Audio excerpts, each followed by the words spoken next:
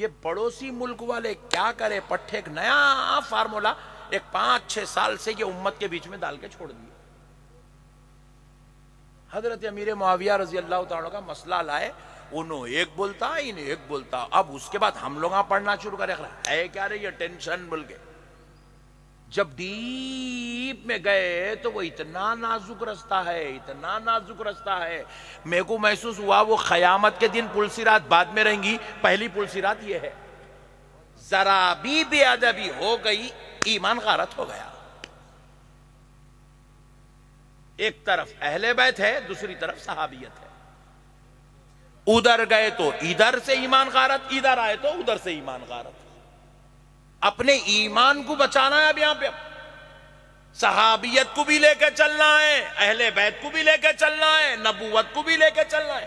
اس لیے بزرگاں کیا کریں, یہ بہت ہی زیادہ کٹھن ڈگر ہے. اس ڈگر پہ, اس راستے پہ چلنا ایک عام انسان کے بس کی بات نہیں ہے. مسئلے کو سمجھو, دین سمجھداری کا نام ہے. اب ہمارے بیوقوفوں کو ارے اولیاء اللہ کو مانو, ان کے نقش قدم پہ چلو, ان کی تعلیمات پہ عمل کرو, ان کے جیسے بننے کی کوشش کرو, ان کے دامن کو پکڑ کے تم ذرا روحانیت کو مضبوط کرو, سلوک طے کرو. بولے تو ہمارے پٹھے اتنے ڈینجر ہو گئے, یہاں کے لڑنے میں لگ گئے. حضرت علی پہلے نمبر پہ ہے, حضرت ابو بکر پہلے نمبر پہ آئیں. یہ جھگڑے کون کرو بولے رے بھائی تیرے کو, کون کون سے نمبر پہ ہے وہ اللہ ڈیسائیڈ کر دیا. تو بندے اتنی اوپر کہیں گزارا رے بابا.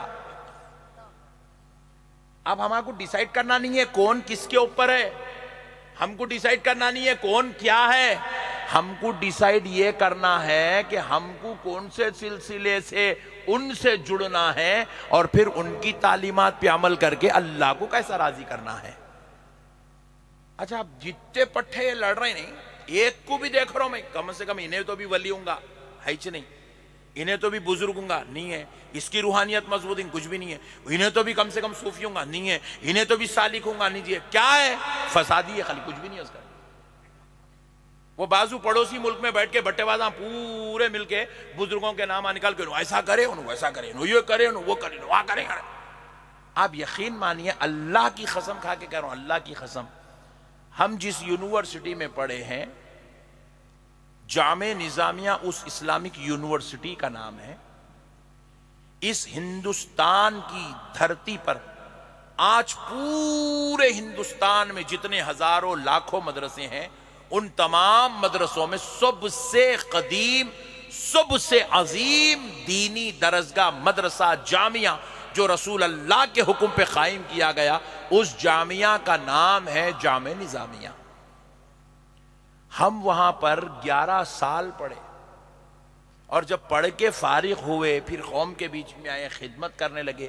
40 سال کی عمر ہو گئی. اس وقت تک بھی ہما کو معلوم نہیں تھا حضرت امیر معاویہ رضی اللہ تعالیٰ عنہ کا کیا اختلاف ہے, کیسا اختلاف ہے, کہاں کا اختلاف ہے, کئی کو اختلاف ہے. اللہ کی قسم نہیں معلوم تھا. ہمارے بزرگ, آپ دینی مدرسے میں آپ جاؤ, علماء اللہ والوں کی صحبت میں بیٹھو, اللہ والے کبھی اختلافی مسائل پہ زبان کھولتے ہی نہیں.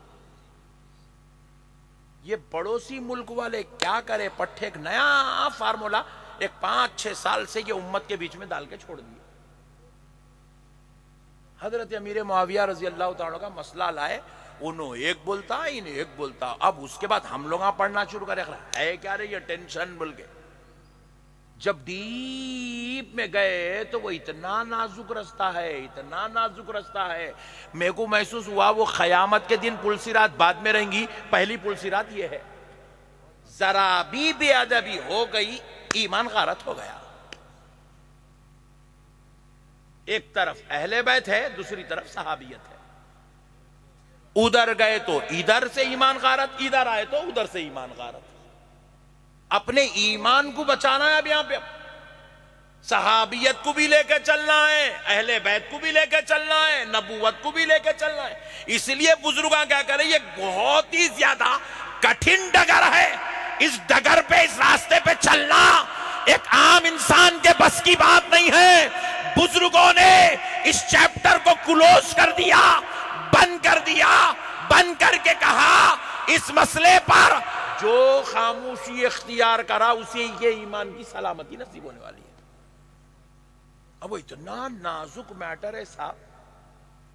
حضرت معاویہ کی اگر تعریف کر دیے تو اہل بیت کے ساتھ ٹینشن شروع ہو جاتی. اہل بیت کے تعلق سے جا کے اگر حضرت امیر معاویہ کی بے ادبی کر دیے تو صحابیت کے ساتھ ٹینشن شروع ہو جاتی. بزرگاں کیا کرے, وہ میٹر کو کلوز کر دیے, چیپٹر بند کر دیے تھے. اب یہ پٹھوں کو سدھری کچھ بھی نہیں, کچھ بھی میٹر نہیں ہے. کیسا بڑا بنوں, کیسا بڑا بنوں, کیسی میری واہ واہ ہونا, کہاں میرا چرچا چلنا, میں سوشل میڈیا پہ رہنا, میں فیس بک پہ رہنا, میں واٹس ایپ پہ رہنا, میں لوگوں کے منہوں میں رہنا, داڑوں میں رہنا, زبانوں میں رہنا. پٹھے یہ میٹر کو اٹھا کے بٹھائے پڑوسی ملک والے, اور جیسے ہی پڑوسی ملک لے کے نکلا, یہ ہمارے پورے ہندوستان کے پٹھے بھی شروع ہو گئے اس کے پیچھے. یاد رکھو میرے پیارے دوستو, جب اہل سنت والجماعت میں ہم کسی بازو والے کو قبول نہیں کرتے, کیوں نہیں کرتے؟ اب اہل حدیث لے لو آپ. اہل حدیث کا اختلاف امام اعظم ابو حنیفہ سے ہے, فقہائے اکرام سے ہے, ائمہ اربعہ سے ہے. چاروں امام کو اہل حدیث نہیں مانتے. امام اعظم کو بھی نہیں مانتا, امام شافعی, مالک, حنبل, کسی کو بھی نہیں مانتا. انہیں خود بولتا ہم خود حدیث لیتے, ہم خود اپنا ایک حدیث کے اوپر عمل کرتے. اب ہم پوری اہل سنت مل کے ان سے فائٹ کر رہے ہیں. اجی جو امام اعظم کو نہیں مانتا, اختلاف کرتا, انہیں ہماری اہل سنت میں نہیں چل سکتا. بولیے نا, چل سکتا؟ تو جب امام اعظم پہ اختلاف کر کے, فقہائے اربعہ پہ اختلاف کر کے کوئی اہل سنت میں نہیں رہ سکتا, تو پھر کوئی صحابہ پر یا پھر کوئی اہل بیت پر اختلاف کر کے وہ ظالم اہل سنت میں کیسے رہ سکتا ہے؟ اسی لیے یہاں پر زبان بند کرنا یہی ایمان کی سلامتی کا سبب ہے.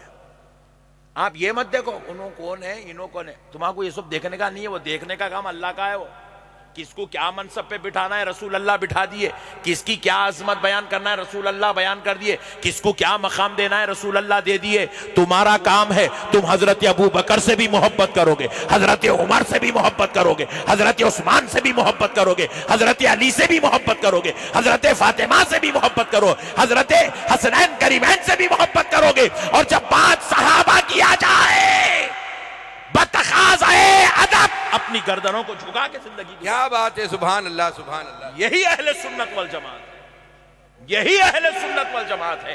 اہل سنت میں اختلاف, بے ادبیوں, گستاخیوں, بدتمیزیوں کی اللہ کی قسم کروڑوں میل دور تک کوئی جگہ اور کوئی ضرورت نہیں ہے. خاموش ہے نا. کوئی بھی جو ہے آدمی آپ کے سامنے آ کے دیکھو, یہ میٹر اتنا خطرناک ہے, خالی ایک اس کی لچک بتا کے آپ کے جو ہے آپ کے اندر بھی خوف پیدا کر دیتا ہوں, جو میرے اندر پیدا ہو. اگر کوئی آدمی بول رہا ہے میں حضرت امیر معاویہ کے ساتھ ہوں, کتنا ڈینجر میٹر ہے, ذرا غور کرو آپ. حضرت امیر معاویہ کے ساتھ ہوں بولا تو اس کا مطلب یہ ہے کہ اس کا حضرت علی سے اختلاف ہے, کیونکہ حضرت علی اور حضرت امیر معاویہ بعض معاملات میں ایک دوسرے کے اپوزیشن میں تھے. اب میں آپ کو سمجھانے کے لیے عرض کر رہا ہوں, پوری بات سنو, مسئلہ سمجھ میں آتا. اب اگر کوئی بولا حضرت امیر معاویہ اور حضرت علی کی بات چلی, بولے میں علی کے ساتھ ہوں, تو پھر اس کا حضرت معاویہ سے اختلاف ہوتا. تو ایک مجلس میں دلی میں ہم لوگ بیٹھے ہوئے تھے, علماء اکرام کی مجلس چل رہی تھی. ایک علماء اکرام اہل بیت کی عظمت میں حضرت امیر معاویہ کے خلاف اور حضرت معاویہ کی محبت میں حضرت علی کے تعلق سے کچھ جو ہے کمی کجی ہو رہی تھی. تو میں ان دونوں کو جو ہے ایک مشورہ دیا, مولانا صاحب میرے کو آپ اجازت دیے تو ایک مثال دیتا ہوں, آپ جو ہے فیصلہ کریے. یہ اچھی بات ہے, بولیے. بولے تو میں بولا آپ تھوڑی دیر کے لیے فیل کر لو, اب جنگ چل رہی, محسوس کرو کہ اب جنگ چل رہی.